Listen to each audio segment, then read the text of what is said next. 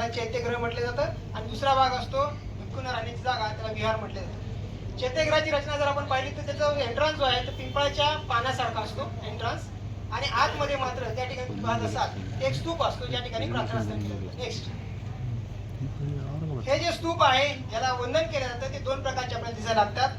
ते दोन प्रकार हे हिनयान आणि महायान यांच्याशी संबंधित असतात.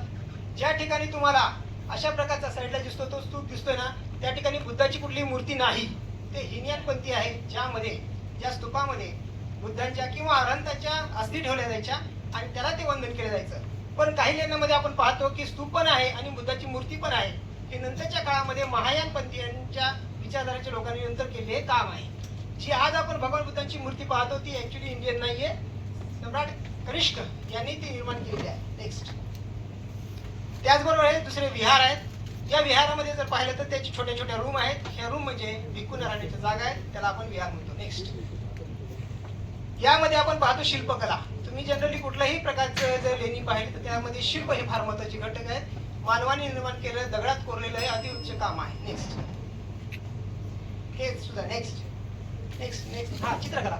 चित्रकलेमध्ये सुद्धा भारतामधलं जे महत्वाचं चित्रकला आहे ती विशेषतः बुद्धिस्ट जेवढा केव्ज आहे त्याच्यामध्ये असणारी चित्रकला म्हणजे भावचित्र, चेहऱ्यावरचे भाव असणे ही त्याची एक विशेष आहे, त्याला नैसर्गिक कला वापरतात. नेक्स्ट, जलव्यवस्थापन अशा प्रकारे केलं आहे. नेक्स्ट, बुद्धांचे जीवन चरित्र हे साचीच्या स्तूपावरती आपल्याला दिसतं. नेक्स्ट, हे बुद्धांचे जीवन दर्शन. नेक्स्ट, हा अशोकांचे शिलालेख. अशोकांचे शिलालेख हा भारतातला सगळ्यात महत्वाचं संविधान आहे. भगवान बुद्धांचे जे उपदेश आहेत ते उपदेश समजावून सांगण्याचं काम लिखित स्वरूपात त्यांनी केलं आहे. तसं पाहिलं तर जम्बूद्वीपामध्ये हा सम्राट अशोक म्हणजे फार महान राजा होता, सोन्यावर लिहू शकला असता, परंतु दगडावर का लिहिलं आहे? कारण दगड हा नैसर्गिक आहे, कोणी चोरून नेऊ शकत नाही आणि दगडावर मोरलेली रेष ही कधी मिटू शकत नाही. म्हणून आज म्हणतो काळ्या दगडावरची रेष ती इथून आलेली आहे. नेक्स्ट, हे शिलालेख आहेत, हे स्तंभावर सुद्धा आहेत. नेक्स्ट, आता आपल्याला करायचं काय आहे? महत्वाचं आहे संवर्धन करणे म्हणजे काय, एका मिनिटामध्ये सांगतो. जर आपण याच्याकडे दुर्लक्ष केलं तर ही परिस्थिती येऊ शकते जी तुमच्या समोर दिसते. हे मी स्वतः काढलेले फोटोग्राफ्स आहेत. पहिल्यामध्ये पाहिलेलं आहे कार्ला लेणीचं आहे, ज्या ठिकाणी वर जाण्यासाठी बंदी घातलेली आहे, काटेकुपाट टाकून ठेवलेले आहेत. अभ्यासकांनी अभ्यासाला जाऊ नये अशा प्रकारचा एक संदेश आहे. दुसरीकडे आपण पाहतोय यामध्ये काही दगड फोडले दिसतात.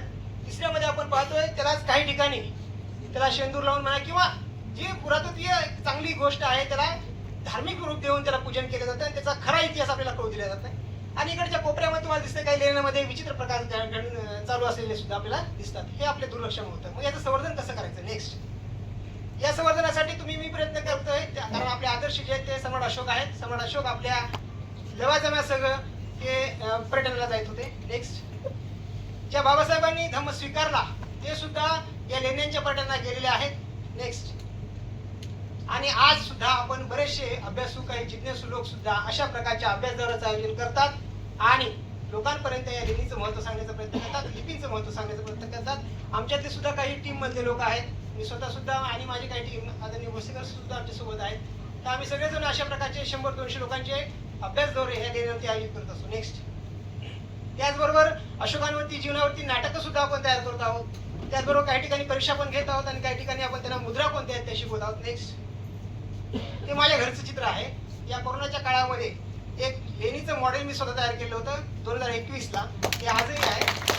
यामध्ये आम्ही ते भाज्या लेणीचं मॉडेल आहे. त्याच्यामध्ये आमच्या घरात आलेले कुणी असले की ते सेल्फी पॉईंट म्हणून त्याला आजही आहे. आजही तुम्ही माझ्या घरी आला तर तुम्हाला हे दिसेल.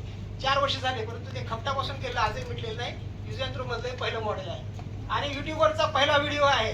तुम्ही कधी पाहू शकता लेणी कशी तयार करावी या संदर्भात तो आहे. नेक्स्ट, हे दुसरं एक मॉडेल आहे लेणी शिकवायची कशी. स्वतः मी सुद्धा गेल्या 20-25 वर्षापासून लेण्यांचं काम करतो आहे आणि 5-6 वर्षापासून जवळपास धम्मलिपी शिकवण्यासाठी प्रेरित करतोय. तर बुद्धिस्ट इंटरनॅशनल स्कूल जवळपास 80 विद्यार्थ्यांना अशा प्रकारचं आपण ट्रेनिंग दिलेलं आहे. खास छन्नी आणि हातोड्याच्या सहाय्याने कशा प्रकारचं काम होऊ शकतं आणि लिपी आपण त्याची संवर्धित कशी करू शकतो या मुलांना आपण शिकवलेलं आहे. नेक्स्ट, ही माझी गाडी आहे, आता काल परवाच घेतली माझ्या मुलासाठी, पण त्याच्यावरती नाव मात्र मी नागनिका लिहिलेलं आहे आणि ते दोन्ही भाषेमध्ये आहे, नागरी लिपीमध्ये आणि धम्मलिपीमध्ये लिहिलेलं आहे. ज्याच्यामुळे माझ्या मुलाला वाटतं की मी चला अशोकाच्या गाडीवर बसलो आहे. नागनिका हे जे नाव आहे, मागे आम्ही नाणेघाटला गेलो होतो त्या ठिकाणी जे नागनिका राणीनं केलेलं मोठा काम केलं ते तुम्ही जाऊन पहा. तिथे एक मोठा शिल्पपट आहे, त्याच्यावरून ते नाव मी नागनिका मुद्दाम ठेवलं आणि विशेष ती काळी गाडी आहे, नागनिका काळी. नेक्स्ट, हे एक अतिउच्च टोकाचं काम झालं. अतिउच्च टोकाचं काम झालेलं आहे. पूर्ण जगामध्ये हा पहिला स्तंभ आहे. अंबाजोगाईच्या संघर्ष भूमीवरती 22 फूट उंचीचा धम्मलिपीमध्ये 22 प्रतिज्ञा कोरलेला हा जगातला पहिला काम आपण करू शकलेला आहे. याला भेट देण्यासाठी अनेक लोक येत असतात. आदरणीय लोणारे सर आणि पालीभाई भाषेमध्ये आम्ही केले आणि धम्मलिपीमधचं काम आम्हाला करता आलं. काही माझ्या मित्रांनी खूप मस्त काम केलं बा. काल परवाची गोष्ट आहे, माझ्या मित्रांनी त्याच्या मुलाचं नामकरण विधी केला होता आणि नामकरण विधी करताना त्यांनी सांगितलं की सर मला अशा प्रकारचं एक नाव धम्मलिपीत करायचं आहे, कारण तुम्ही लेक्चर देता आम्ही ऐकतो परंतु माझं नाव तसं करायचं. त्याचं इनॉग्रेशन आम्ही अशा प्रकारे धम्मलिपीच्या माध्यमातून पूर्ण 2-3 हजार लोकांसमोर केलेलं आहे, म्हणजे लिपीचं संवर्धन करण्यासाठी प्रयत्न. Next, sorry back. आदरणीय गडपाल सर आपल्याला दिसतात, माझ्या घरी आले होते ते खास त्यांनी बघण्यासाठी. आणि तो जो वरचा दिसतो ना तुम्हाला नेम प्लेट, ती नेम प्लेट माझ्या घराची आहे, जी धम्मलिपीमध्ये दिली आहे. भारतातली एकमेव लिपी आहे, एकमेव अशी नेम प्लेट आहे पूर्ण भारतात, ती माझ्या घरावरती आहे. आज तुम्ही गुगलवर सर्च केलं तुम्हाला नेम प्लेट दिसली. नेक्स्ट, आणि या नेम प्लेटचं वर्ल्ड रेकॉर्ड झालेलं आहे. त्याचे खास लोक त्या ठिकाणी आले होते, ते पाहिलं आणि आयडियल इंडियन बुक ऑफ रेकॉर्ड्समध्ये याची नोंद झालेली आहे. नेक्स्ट, अशा प्रकारचं हे